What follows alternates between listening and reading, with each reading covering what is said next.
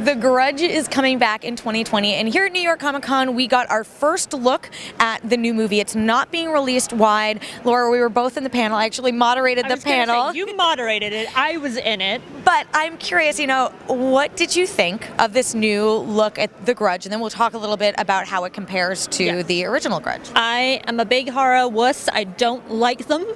But I did watch the original American Sarah Michelle Gellar version, so I thought that this was good. It seemed scarier even than what I remember of my trauma of 2004 or whenever it came out.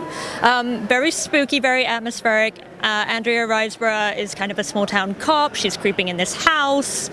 There's spooky stuff afoot. There's a creepy old lady in there played by Lynn Shay from Insidious, who everyone knows and loves, but is icon. Yes. She's super creepy. Andrea's like, "Are you alone in the house?" She's like, "Woo!" That's not what she's like, but she's making creepy noises. She's laughing.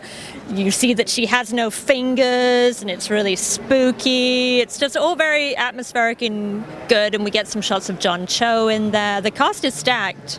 Yeah, the cast is really impressive. So, knowing a little bit about the movie and having talked with the filmmakers a bit, this is a reimagining of The Grudge. They really emphasize how even this is R-rated, which is one big change. Yes, it was PG-13 the last time, wasn't it? And that still traumatized me, so this is going to be so much worse. Right. They dropped the F-bomb a lot to emphasize just how messed up it is, but also, this is set in the United States, and it's not set in Japan anymore. And they've kind of done away with they referred to those ghouls as the kabuki makeup inspired. These are very different. The horror is a different tone, and Lynn Shay plays a woman who's been corrupted by the house. Is just terrifying, but I don't know, in the most, you can tell she had fun playing this really. She was living for being a creepy old lady who freaks out Andrea Riseborough's character, and kind of living in this very atmospheric place. I think at the panel she kind of describes it as being infected by this curse, which obviously, if you know from the original, it's anyone who dies a very violent death kind of leaves their energy behind and haunts a place, and that's kind of how the curse transfers. People who come into this place then get infected with this grudge curse. So we get to see a few different people coming in who are obviously affected by this, like John Cho's character, like Betty Gilpin's character.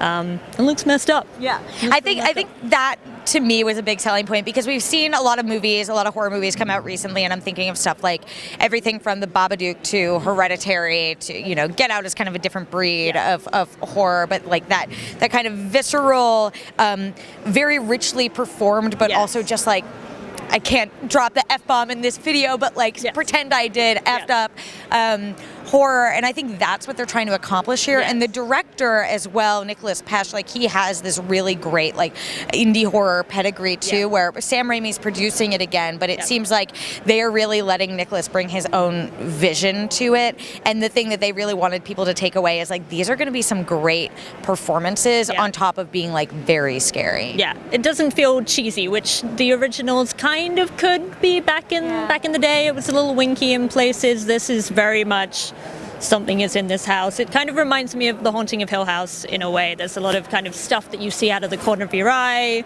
stuff that's kind of implicit. I'm sure there are going to be those big jump scares and, seeing the ghosts and seeing the makeup as well. So we saw the teaser that you described, and that actually, it starts with kind of unfamiliar imagery, like you were explaining, where Andrea Riseborough comes in, and we see Lynn Shay as this corrupted person, but it ends with familiar imagery, John Cho is in the shower, he hears something, you hear the karaoke, don't like it. Yes, you hear that, and then he has the hand kind of coming out of the back of his head.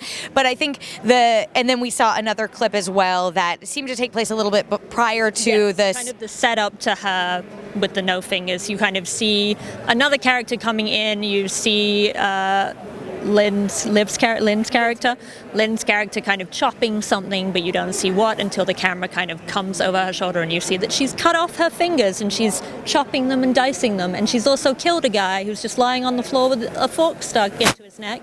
And it's real creepy. It's not nice at all. I think that's the thing I'm kind of really excited about. This is, I revisited the 2004 Grudge before watching this, and I was surprised at kind of how not scary it remains. And I think a lot of the changes that they're making and the fact that it is R-rated, these two sets of footage that we saw sold me on this being a really scary movie, but also a movie. Like that film was so inspired by the J horror of the time, of the early aughts with that, and like The Ring coming from Ringo and Ju-on.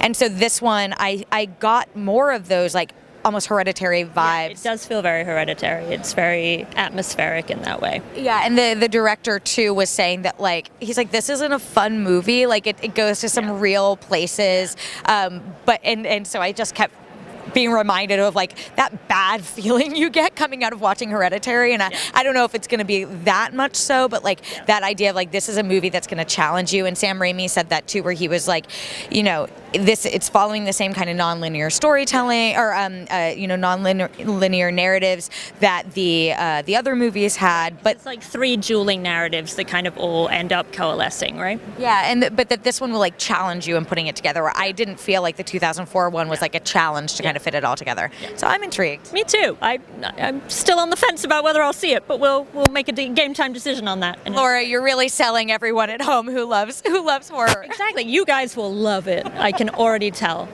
Well, thank you so much for watching the panel, for sharing with us what you thought. We'll have plenty more The Grudge coverage to come. Hopefully the trailer is coming sooner rather than later, so we'll be sure to put that on IGN as soon as it is released. For plenty more New York Comic Con, make sure to keep it locked to IGN.